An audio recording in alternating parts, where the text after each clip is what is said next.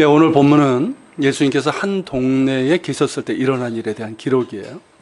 그러니까 한 동네라고 했을 때는 구체적으로 어딘지는 잘 모르겠다는 것이죠. 그러니까 예수님께서 가버나움을 사역의 중심지로, 거점지로 삼으셨지만 어떻습니까? 거기만 머물지 않으시고 갈릴리 온 지방을 두루두루 다니시면서 복음을 전하셨잖아요. 그러니까 뭐 그 중에 어느 한 곳이라고 우리가 짐작할 수 있겠고요. 근데 이제 어느 한 동네에 예수님께서 계실 때 어느 한 사람이 다가왔습니다. 그 사람을 누가는 온몸에 나병 들린 사람으로 그렇게 소개를 하고 있어요. 자, 온몸에 나병 들린 사람이 동네에 들어왔다. 그리고 예수님 앞에 엎드렸다. 자, 이거는 심상치 않은 일이죠. 그렇죠? 이건 그 당시로는 금기시되던 일이었어요. 왜냐하면 이 사람은 평범한 사람이 아니라 나병 들린 사람이에요. 그것도 온몸에 나병 들린 사람. 혹시 여러분 나병 환자를 보신 적 있습니까? 예전에는 문둥이라고 했고요.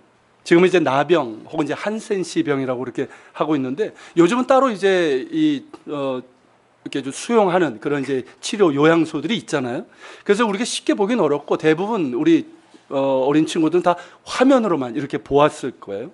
하지만 제가 어렸을 때만 해도 어렵지 않게 나병 환자들을 볼 수가 있었어요.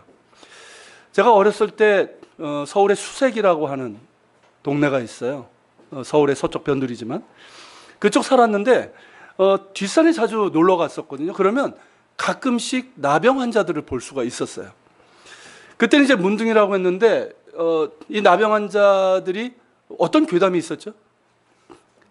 네, 애를 이렇게 먹으면 몸이 낫는다. 그래서 애들을 잡아먹는다는 그런 괴담이 있었어요. 그런 괴담이 있는 데다가 또 이렇게 가까이 가면 이렇게 전염될 것 같고 그리고 이제 붕대나 이제 이 옷으로 이렇게 가렸기 때문에 굉장히 무섭기도 했어요. 그러니까 어렸을 때는 어떻습니까? 그냥 도망가는 거야.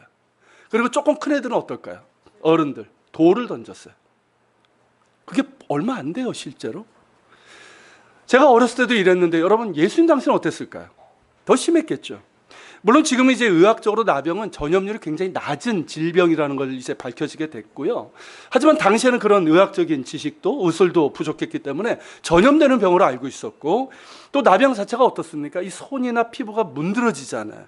그래서 이제 코나 이런 귀들이 떨어져 나가기도 하고 손가락도 떨어져 나가기도 이런 병이란 말이죠. 뼈가 썩어 문드러지는 병이에요. 그래서 이제 문둥병이라고 하는데 그런 병이다 보니까 사람들이 굉장히 혐오를 했어요. 그러다 보니까 어땠을까요? 자연히 격리를 하게 되는 거예요. 사실 고대 근동에서는 고대 사회에서는 이런 나병 환자 같은 건 어떻게 했습니까? 아예 그 자리에서 처형을 하거나 이런 도 했어요. 근데 성경에는 어떻습니까? 격리 수용을 했어요. 왜냐하면 이거는 당연한 거죠. 지금도 그렇지 않습니까? 어떤 전염성이 있거나 그런 어떤 중병이 있을 때는 격리해서 수용하고 치료를 합니다. 그러니까 하나의 치료 방법이에요. 이 격리하는 것은. 그런데 문제는 이것이 이제 그 사람에게는 어땠냐는 것이죠.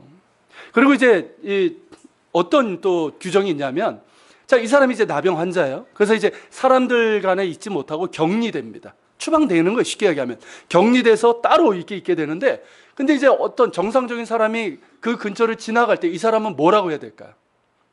가만히 있으면 안 돼요. 뭐라고 외쳐야 될까요? 부정하다, 부정하다. 쉽게 하면 나는 부정합니다. 나는 부정합니다. 이렇게 외쳐야 되는 거예요. 그래서 정상적인 사람이 모르고 그 사람하고 접촉해서 이 병이 옮기지 않도록 이것도 어떤 예방 조치라고 할 수 있는 거예요. 이런 규정들이 있었단 말이죠. 그러면서 나름대로 이 공동체 전체의 건강을 지키려고 했던 그런 어떤 규정이라고 할 수 있는 거예요. 하지만 환자 당사자에게는 어땠을까요? 자, 부정한 죄인이 되어서 사람들로부터 격리가 되었습니다. 사람들이 올 때마다 나는 부정하다고 외쳐야 돼요. 병이 나으면 모를까? 그렇지 않으면 어떻습니까? 그렇게 격리된 채로 평생 살아야 되는 거예요. 죽을 때까지.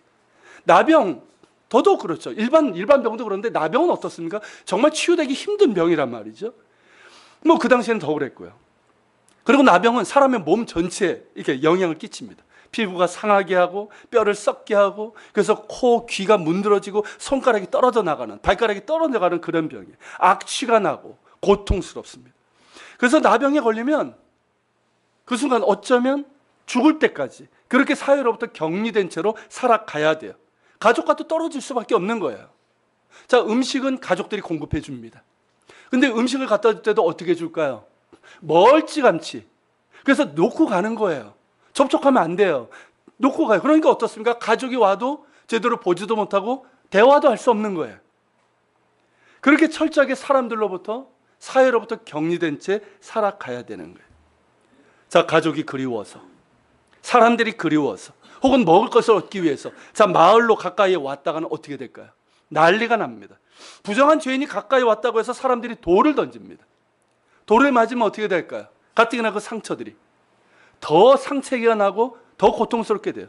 자칫하면 죽을 수도 있어요. 그러니까 어떻습니까? 사는 게 아니에요. 차라리 죽는 게 더 나을 수도 있어요. 물론 저도 그 고통을 몰라요. 제가 그 병을 알아본 적이 없으니까. 그렇지만 우리도 아파본 적은 있잖아요. 정말 죽을 것 같은 고통을 겪어보신 분들도 있어요. 그러니까 그들의 고통이 어땠을지 우리가 조금이라도 짐작은 할 수 있는 거예요.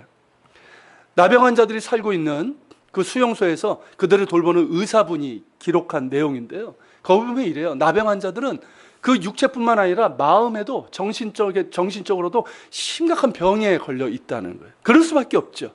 수치심이 있어요. 공포감이 있어요. 사람들에 대한 공포도 있고 죽음에 대한 공포예요. 그리고 버림받음에 대한 상처가 너무 커요. 원망과 좌절이 있어요.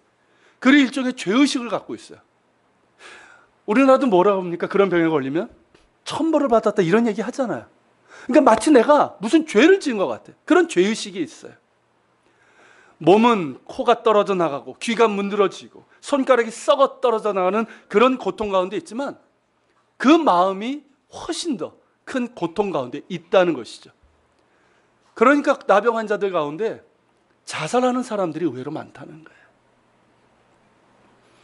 여러분, 이런 사람이 바로 나병 환자입니다. 이 사람이 한 동네로, 마을로 들어왔다는 거예요. 여러분, 이것은 예사일이 아니에요. 금기일 뿐만 아니라 당신은 사회 규율을 어긴 범죄 행위예요. 사람들의 눈에 띄면 어떻게 될까요? 돌에 맞아 죽을 수 있어요. 그렇기 때문에 이것은 목숨을 건 행동이라는 거예요. 굉장히 용기가 필요한 그런 행동이었다는 거죠. 그렇다면 이 사람은 왜 그렇게 했을까요? 왜 돌에 맞아 죽을 수도 있었는데 이런 위험을 무릅쓰고 이렇게 예수님 앞에 왔을까요? 동네에 들어와서. 네? 예수님 때문이에요. 예수님 때문. 예수님이 그곳에 계셨기 때문이에요. 나병 환자는 멀리서 예수님에 대한 소문을 들었던 것 같아요. 예수라는 분이, 나사렛 예수라는 분이 많은 병자들 고쳐주시고 그 병자들 하나하나를 거절하지 않으시고 받아주신다는 거예요. 그 얘기를, 소문을 들었을 거예요. 숨어서 들었겠죠. 그러면서 그는 생각했을 거예요. 이분이라면 나를 고쳐주실지도 몰라. 이분이라면 나를 결코 외면하지 않으실 거예요. 나를 거절하지 않으실 거예요. 이분밖에는 나에게 희망이 없어. 이렇게 생각하지 않았을까요? 그러면서 그는 죽으면 죽으리라는 각오로 마을에 들어와서 예수님 앞에 엎드린 거예요. 주여, 원하시면 나를 깨끗하게 하실 수 있나이다. 여러분, 이 말에서 여러분들은 무엇이 느껴지십니까? 예수님을 주님으로 부르고 있고요. 다짜고짜 막 살려달라고 막 이게 아니라 굉장히 정중한 예의를 갖춘 표현이에요. 그렇지만 저는 이 말에서 절망감과 간절함을 보고 있어요. 여러분, 절망감이라고 할 때는 뭘까요? 자신에 대한 절망감이에요. 세상에 대한 절망감이에요. 나에게는 희망이 없다는 거죠. 그리고 이 세상 어디에도 그 누구에도 희망이 없다는 거예요. 나는 나병을 앓은 지 이제 10수년이 지났어요. 낳기는커녕 더 악화되고 있습니다. 살이 문드러지고 고름이 나고 손가락도 이제 10손가락이 아니라 8개, 7개 그렇게 떨어져 나가고 있어요. 그렇게 죽어가고 있어요. 나에게는 어떤 소망이 없어요. 세상도 나를 버렸어요. 가족조차도 이제 나를 포기하고 말았어요. 나는 사람들 가운데 짐승일 뿐이에요. 아니, 짐승이 아니라 괴물이고 부정하고 부정한 죄인일 뿐이에요. 이런 내가 감히 주님 앞에 나왔지만 차마 살려달라고 하지는 못하겠어. 내가 아무리 원한들 주님께서 허락하지 않으신다면 나는 여전히 죽은 목숨일 뿐이에요. 주님께서 나를 박대하시면 내가 어디로 가겠나이까. 그러니 주님, 부디 주님, 나를 불쌍히 여기사 허락하여 주옵소서. 주님께서 원하시면 나를 깨끗하게 하실 수 있습니다. 저는 나병 환자의 말에서 이런 절망감과 간절함을 보게 되는 거예요. 여러분, 절망감은 나병 환자라면 누구나 있을 거예요. 그렇지 않겠습니까? 그렇지만 간절함은 누구에게나 있는 건 아닌 것 같아요. 나병 환자라고 해서 누구에게나 이런 간절함이 있는 건 아니라는 말입니다. 앞서 본 것처럼 나병 환자는 사람들이 사는 동네까지 들어왔는데 이것은 목숨을 거는 행동이에요. 이런 행동을 나병 환자라고 다 하겠냐는 것이에요. 죽음을 뛰어넘는 간절함이 있어야 되는 것이고요. 어떤 믿음이 있어야 되는 거예요. 저는 간절함과 믿음은 같다라고 봅니다. 여러분, 간절한 자가 하나님을 찾습니다. 간절한 자가 하나님을 찾는 거예요. 하나님의 살아계심과 그분의 사랑을 믿는 자, 그 긍휼의 은혜를 믿는 자는 간절함으로 하나님을 찾습니다. 그래서 간절함과 믿음은 같은 거예요. 절망감도 마찬가지죠. 나에게 희망이 없어요. 세상에도 희망이 없어요. 오직 하나님께만 희망이 있어요. 하나님이 나를 긍휼히 여겨주실 때만 나는 살 수 있어요. 하나님께만 구원이 있고 살 길이 있어요. 그러기에 절망감은 간절함이 되고 믿음이 되는 거예요. 여러분들에게 이런 간절함이 있으십니까? 아니, 여러분 자신에게 절망해 본 적이 있으세요? 우리 어린 친구들이 이게 무슨 말인지 잘 모르겠지만 있는 애들도 가끔 있어요. 여러분, 정말 나 자신에 대해서 절망하면서 하나님 아니면 내가 살 수 없다고, 하나님의 은혜 없이는 살 수 없다고 그렇게 부르짖어 보신 적이 있습니까? 어떤 면에서 믿음은요, 나 자신에 대해서 절망하는 거예요. 맞지 않습니까? 나에겐 선한 게 없어요. 내 안에 선한 게 없어요. 나에게는 선을 행할 능력이 없어요. 나에겐 길이 없어요. 나에겐 구원의 길이 없어요. 공허해요. 뭘 해도 공허해요. 뭘 가져도 공허해요. 채워지지 않아요. 곤고합니다. 오라, 나는 곤고한 사람이로다. 이 사망의 몸에서 누가 나를 건져내랴. 그것이 영적인 절망이든 육신의 절망이든 삶의 고통으로 인한 절망이든 나 자신에 대해서 절망해 본 사람이 하나님을 찾게 됩니다.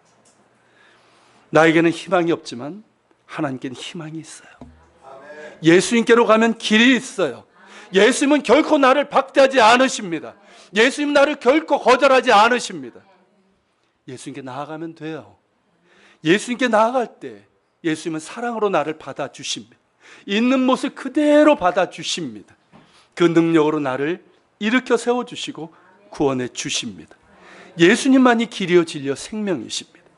예수님만이 희망이에요. 여러분, 이것이 간절함이에요. 나 자신에게 절망하는 사람에게는 예수님께 대한 이 간절함이 있어요. 은혜에 대한 간절함이 있고요, 주님의 도우심에 대한 간절함이 있어요. 사모함이 있어요. 예수님이 있어도 그만, 없어도 그만인 사람은 예수님을 찾지 않아요. 예수님께 나아가지 않아요. 간절함이 없어요. 여러분, 수로보니게 여인을 아십니까? 마태복음 15장 그리고 마가복음 7장에 등장하는 가나안 여인이죠. 정확하게는 수로보니게, 시리아 페니키아라고 하는 지역, 지금의 레바논, 시리아 그 지역이에요. 두로와 시돈, 레바논 지역이에요. 거기에 살던 가나안 여인이에요. 자, 이 여인에게는 귀신 들린 딸이 있었어요. 근데 그 딸을 너무나 사랑했어요. 그 사랑하는 딸이 귀신 들려 있으니까 어떻습니까? 백방의 노력을 다 해봤어요.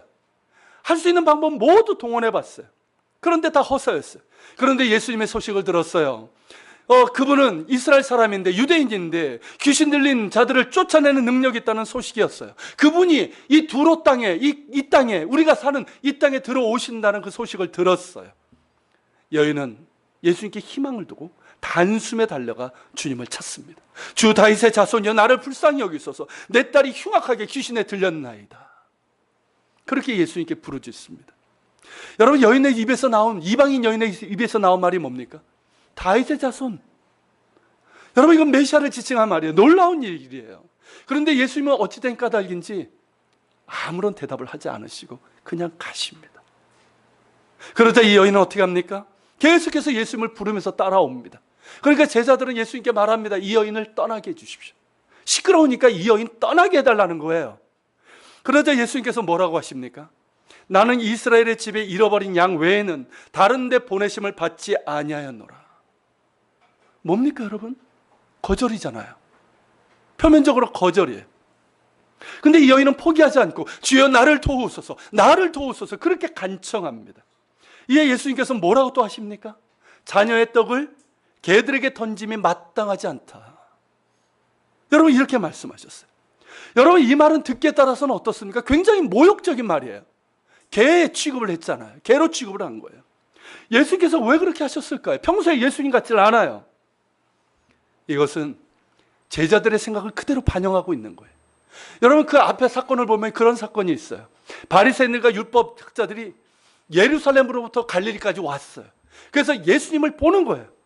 근데 예수님의 제자들이 건수를 잡는 거죠. 근데 예수님의 제자들이 손도 안 씻고 음식을만 먹는 거예요. 근데 율법에 따르면 어떻습니까? 이 손을 씻지 않고 음식을 먹게 되면 어떻게 돼요? 부정해지는 거고 그 사람이 부정해지는 거예요. 그러니까 문자적으로 갇혀있는 사람들이에요. 그런 그들과 예수님께서 그들에게 엄히 책망하시고 그러고 나서 그들을 피해서 이 두로와 시돈 지방으로 가신 거예요. 이방인의 땅으로 가신 거예요. 그러면서 예수님의 이 말은 뭐냐면 제자들에게 묻는 거예요. 너희들도 유대인이지. 너희들도 이런 생각 갖고 있니?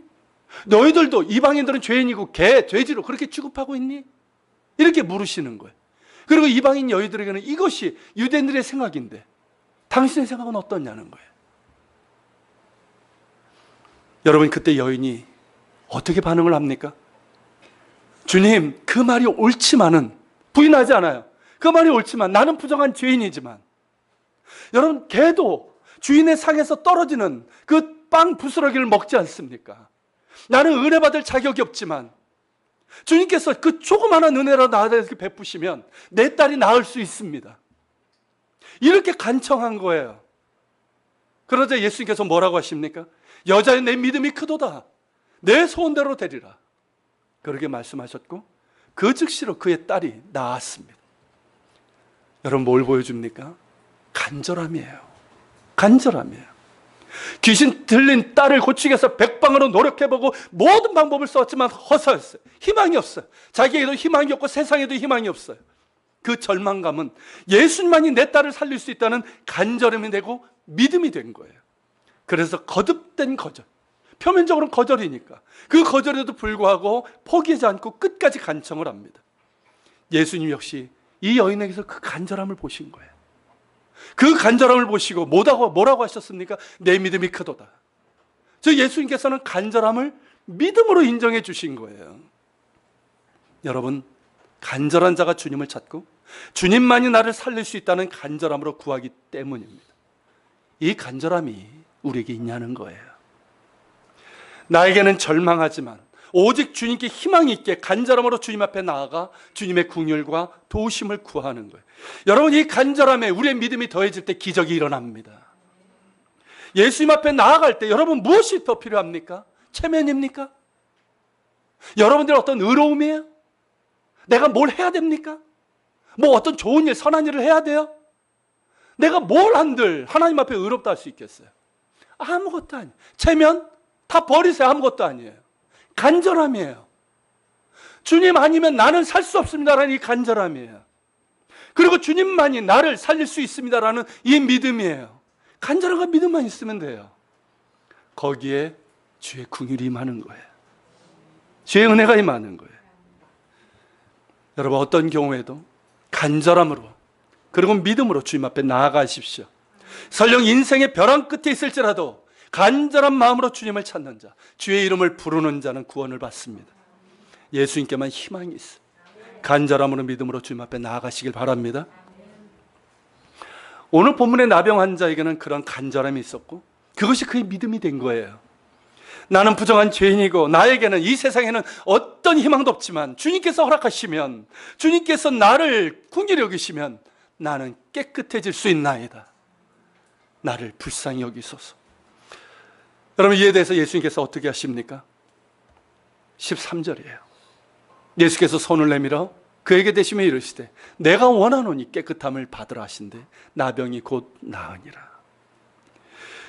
여러분 이 사람의 나병이 나았어요. 이건 당연한 거예요. 그런데 놀랍게도 예수님께서는 어떻게 하십니까? 손으로 그 사람을 만지셨어요. 왜일까요 여러분? 그냥 말씀으로 하셔도 되잖아요. 이미 말씀으로 고치셨잖아요 여러 사람들을.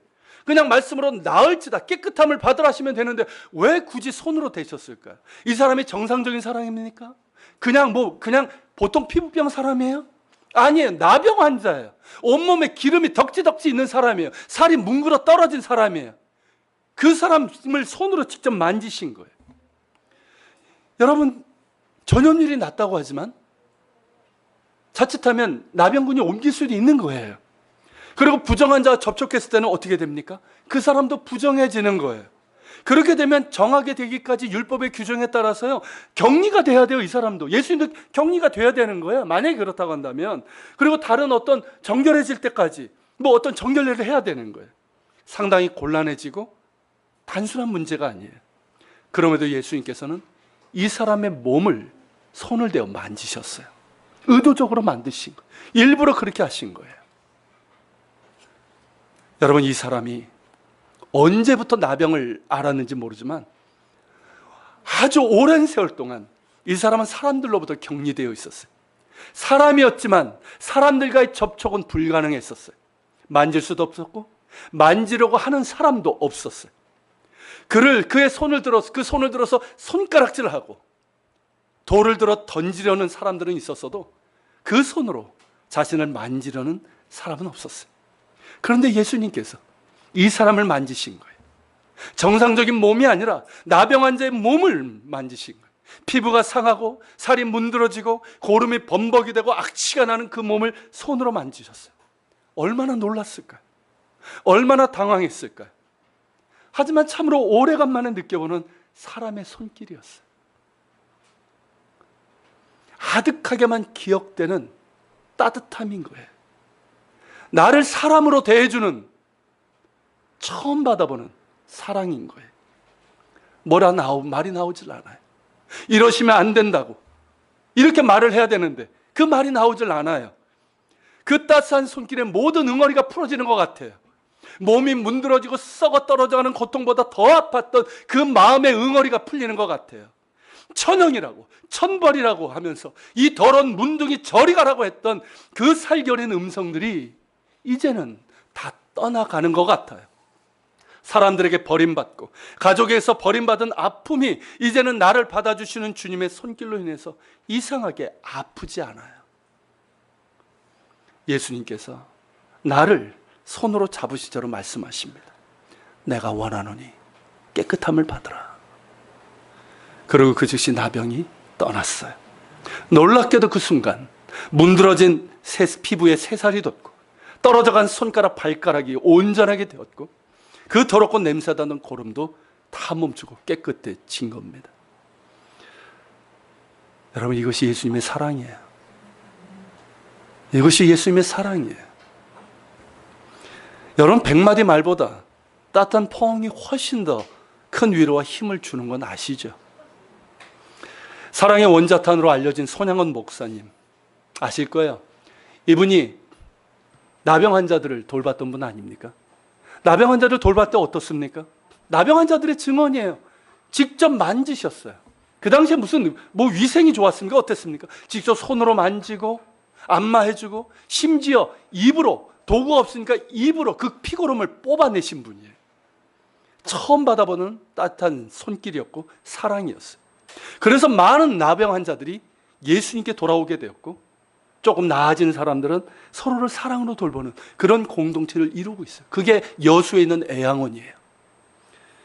예수님을 많이 닮은 손양원 목사님을 통해서 말입니다. 여러분, 예수님께서 그렇게 나병 환자를 깨끗이 고쳐주셨어요.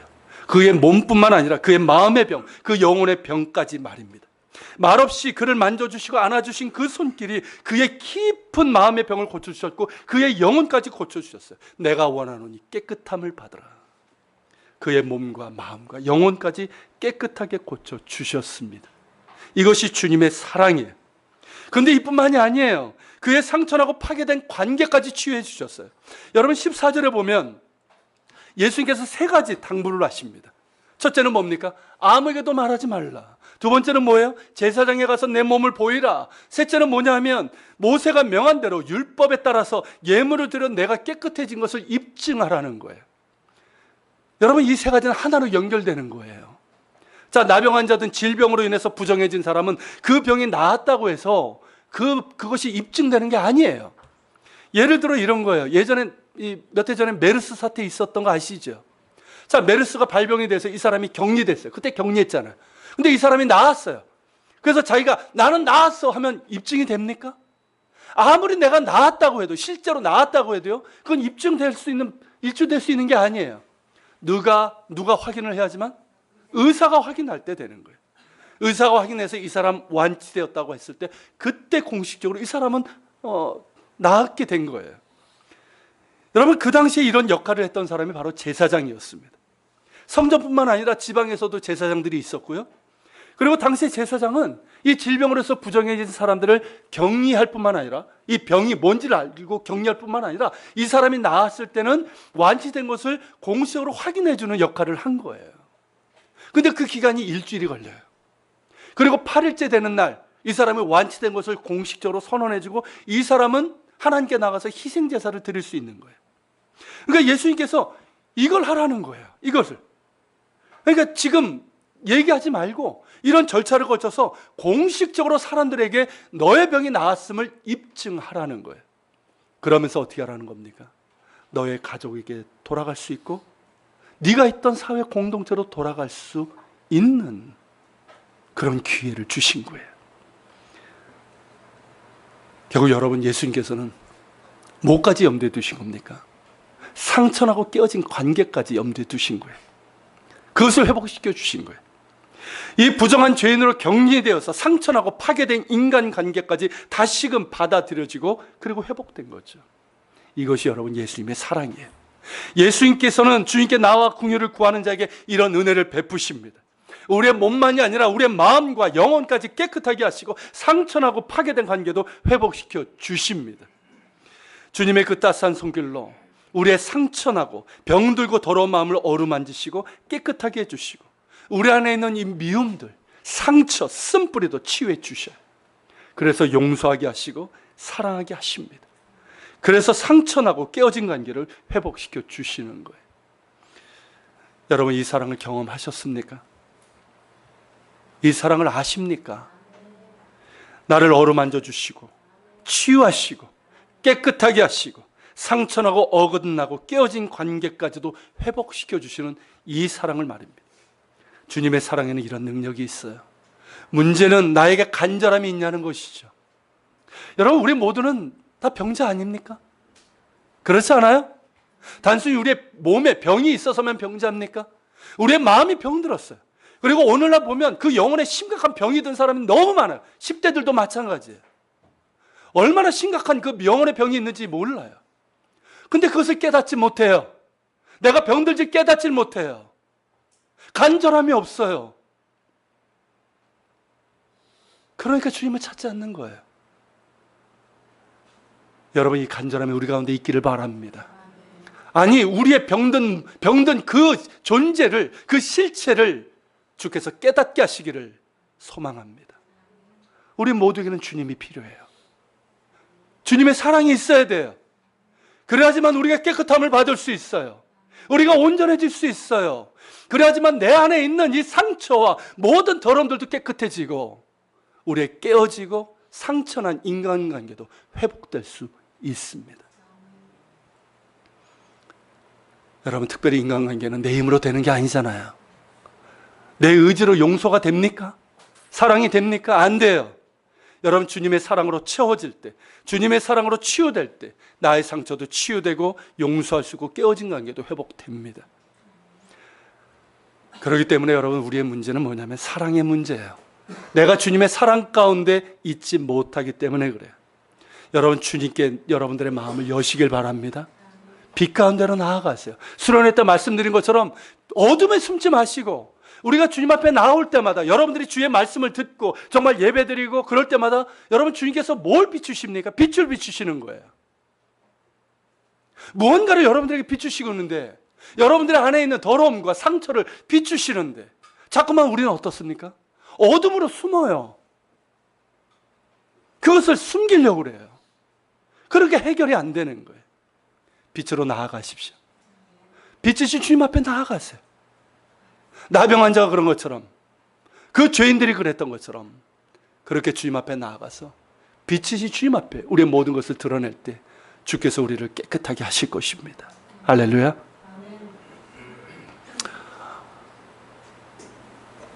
여러분, 이 일로 인해서 어떻게 됩니까? 예수님의 소문이 막 퍼지게 되죠. 당연하죠.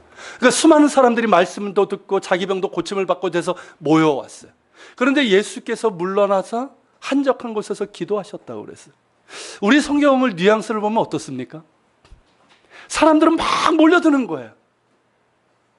나병 환자가 나았다는 이야기를 듣고 자기의 병을 고침받기 위해서 몰려들고 말씀을 듣기 위해서 몰려드는 거예요. 근데 예수님은 모여오되 예수는 물러가서 한적한 곳에 기도하시니라. 마치 예수님께서 피하신 것처럼 느껴지죠. 그런 말씀이 아니에요. 이 원본으로 보면 그건 뭐냐면 수많은 무리들이 몰려왔어요. 그때 예수님께서는 그들에게 말씀도 전하시고 그들의 병도 고쳐주셨어요. 그렇지만 수시로 한적한 곳에서 기도하셨다는 거예요. 무엇을 말씀합니까, 여러분? 가장 중요한 것을 잊지 않으셨다는 거예요. 그것이 뭐겠습니까, 여러분? 하나님과의 교제예요. 성부 하나님과의 교제예요. 예수님께서 하나님의 본체시지만 우리와 같은 인간의 육체를 입으셨기 때문에 이 기도라는 방법을 통해서 성부 하나님과 교제를 하셨어요. 이것을 소홀하지 않으셨다는 거예요. 예수님께서 가장 중요한 것은 뭘까요? 성부 하나님과의 교제예요. 기도예요.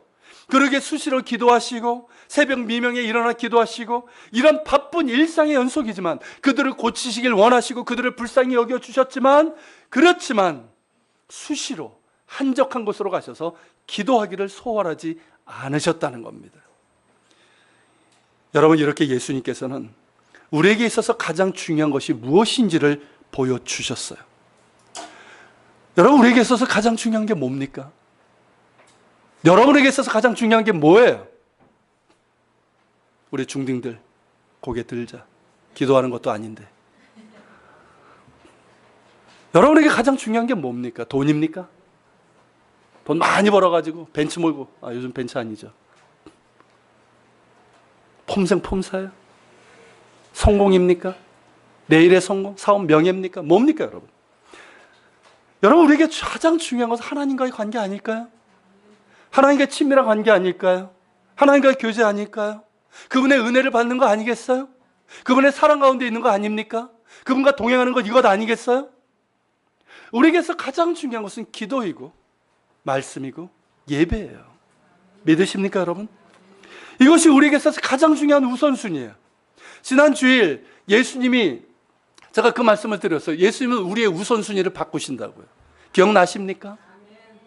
여러분, 우리가 예수님을 만나면 정말 예수님 안에서 우리가 정말 그 사랑을 만나고 거듭나면 우리의 우선순위가 바뀌는 거예요. 우리의 우선순위가 바뀌는 거예요. 내 삶의 일은 여전히 중요해요. 중요하지 않다는 게 아니에요. 근데 예수님을 내가 만나고 그분의 사랑 안에 있게 되면 나의 우선순위가 바뀌어요. 뭐가 제일 우선순위입니까? 예수님이에요. 그분과의 관계예요. 그분과의 친밀한 교제예요. 그렇기 때문에 아무리 바빠도 기도하는 거예요. 아무리 내가 중요한 일이 있어도 예배가 우선되는 거예요. 말씀을 보게 되는 거예요. 여러분, 이 우선순위가 분명할 때 우리의 삶에도 하나님의 능력이 나타나고 열매가 있게 되는 것입니다. 여러분, 예수님의 사역의 원천이 바로 기도였다는 걸 기억하시길 바랍니다. 기도를 통해서 늘 당신께서 이 땅에 왜 오셨는지 확인하셨어요. 그리고 기도를 통해서 성부 하나님이 함께 하시는 사역을 하실 수 있었던 거예요. 이를테면 여러분 뭡니까? 기도하고 사랑하고 기도하시는, 이것이 예수님의 패턴이었던 거예요. 뭐 그런 영화가 있었던 것 같아요. 먹고 기도하고 사랑하라. 뭐 책이고 이게 영화가 있었던 걸로 기억하는데, 기도하고 사랑하고 기도하는 이런 예수님의 모습 우리가 닮았으면 좋겠습니다. 그냥 기도만 하는 사람이 아니라, 물론 기도 중요해요. 근데 기도만 하는 사람이 아니라 실제로 사랑하고 섬기는 그런 사람이 되었으면 좋겠습니다. 그리고 사랑하며 섬기는 그 일만 하는, 나중에 일이 되잖아요, 그것도. 그래서 상처받잖아요. 그런 일만 하는 사람이 아니라 기도하면서 주님으로부터 새 힘을 얻고 그래서 더욱 사랑하는 그런 사람이 되었으면 좋겠습니다. 예수님께서 그렇게 기도하시는 가운데 육신의 고통과 그 마음의 고통 가운데 있었던 이에게 사랑의 손길로 어루만 주시고 회복의 은총을 주신 것처럼 우리도 그 사랑을 받았잖아요. 그 사랑이 있잖아요. 그래서 고통받고 외로운 이들에게 주님의 사랑으로 그들을 어루만져주고 위로주고 주님께 인도하는 그런 사랑을 했으면 좋겠습니다. 쉽지 않을 수도 있어요. 하지만 예수님의 본을 따라 기도하고 또 기도하는 가운데 주님의 사랑을 덧입고 그 힘으로 사랑하고 섬기는 우리가 되었으면 좋겠습니다. 그렇게 기도하고 사랑하고 또 사랑하고 기도하는 이것이 우리의 신앙과 삶의 그리고 사역의 힘의 원천이 되고 열매가 되기를 축원합니다. 자, 우리 자리에서 일어나겠습니다. 일어나서 우리가 찬양하고 기도하는 시간을 갖겠습니다.